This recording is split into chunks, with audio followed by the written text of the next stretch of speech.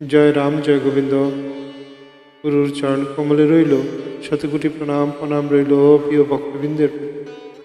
পদবাণী তৃতীয় খণ্ড 114 নং পত্রাংশ। শ্রী শ্রীরাম। এই কালচক্রে সংসার অস্থায়ী রূপে পরিচালিত হইতেছে, স্থিতি নাই।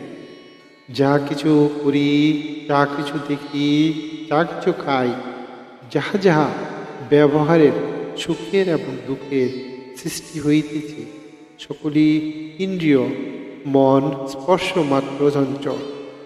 অস্থির অভাব জানিয়া মনের কল্পিত বেগ ধৈর্য ধরিতে ধরিতে সত্যরূপ প্রাপ্ত হইয়া এই সংসার নিবৃত্তি পায়, তাহাকে গোবিন্দ বলে। ভবিতব্য হইয়াছে বিবাহের কর্তা, তাকে প্রজাপতি বলে।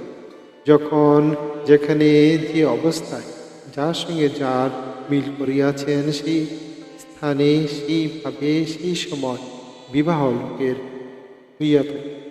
তাহার ব্যতিক্রমের আপনি কি আমি এবং কেহই নাই।